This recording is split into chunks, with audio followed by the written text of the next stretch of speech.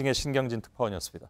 이런 가운데 조금 전 트럼프 미 대통령이 말씀드린 대로 김영철 부위원장의 뉴욕행을 확인해 줬습니다. 김 부위원장이 미국에 도착하게 되면 폼페이오 국무장관과 비핵화와 체제 보장을 최종 조율하는 자리를 갖게 될 것이라는 것이 현재까지의 유력한 관측입니다. 워싱턴 연결하겠습니다.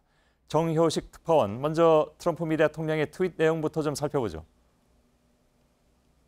네, 트럼프 대통령은 지금부터 약 30분 전에 트윗에서 김 부위원장이 지금 뉴욕을 향하고 있다면서 내 편지에 대한 확실한 대답이라고 했습니다. 지난 24일 김정은 위원장에게 회담 취소 서한을 보내면서 생각이 바뀌면 연락하라고 한데 김영철 부위원장을 보내 회담을 하자고 응답했다는 의미입니다. 김 부위원장이 현재 뉴욕행 비행기에 탑승한 상황인지 탑승 예정임을 뜻하는 건지는 확실치는 않습니다. 김 부위원장의 미국행은 판문점 예비회담에서 성김 대사와 최선희 부상이 싱가포르 공동선언의 초안을 만드는 작업을 하는 가운데 핵심인 완전한 비핵화와 체제 보장의 구체적 방식을 폼페이오 국무장관과 고위급 회담에서 확정 짓겠다는 의도로 분석됩니다. 예, 알겠습니다. 비행기를 탔느냐 안 탔느냐 하는 것은 일단 트럼프 미 대통령의 트윗 내용을 문자 그대로만 해석하자면 탄 것으로 해석이 되기도 하고 또 정황상으로 볼 때도 그러한데 물론 그 이제 도착을 해봐야 최종 확인이 되겠죠. 김 부위원장이 그런데 워싱턴이 아니라 왜 뉴욕행을 택했는가, 이것도 궁금한 대목입니다. 김 부위원장은 2010년 오바마 대통령 때 미국 여행 금지 제재 대상에 올랐습니다. 비핵화 전엔 제재 해제는 없다는 미국의 원칙을 수용해 북한 유엔 대표부가 있는 뉴욕을 차선책으로 택한 것으로 보입니다. 대표부 직원들도 유엔 반경 25마일, 40km 밖으로 이동이 금지돼 있습니다. 미국이 원하는 완전한 비핵화 합의의 돌파구 마련을 위해 워싱턴으로 이동해 전격적으로 트럼프 대통령과 면담할 가능성도 배제할 수는 없습니다.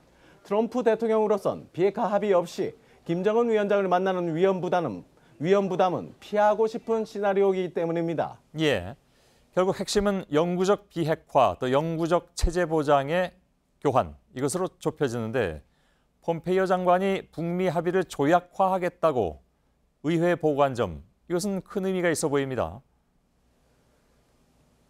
네, 지난주 상원 청문회에서 김 위원장에게 비핵화와 똑같은 방식으로 체제 보장을 제공하겠다고 얘기했다며 조약 관련 발언을 했는데요. 직접 들어보시겠습니다. 예. These were assurances that would clearly have to be capable in the same way that we're demanding a permanent, irreversible denuclearization, verifiable denuclearization. 예. 이어 북미 합의가 이뤄지면 상원 비준을 받기 위해 조약으로 제출을 하겠다고도 약속했습니다. 1994년 제네바 합의, 2003년 리비아 모델, 트럼프 대통령이 지난 8일 탈퇴한 이란 핵합의까지 모두 의회 동의 없이 행정명령으로 이뤄졌습니다. 대신 북한의 완전한 비핵화와 체제 보장은 조약으로 만들어 영구적으로 법적 구속력을 갖게 하겠다는 겁니다. 예, 한반도 평화협정을 조약화하겠다라는 건데 그렇게 되면 그 이후에 대북 경제 지원도 그야말로 급물살을 탈 것이라는 분석이 나오고 있더군요.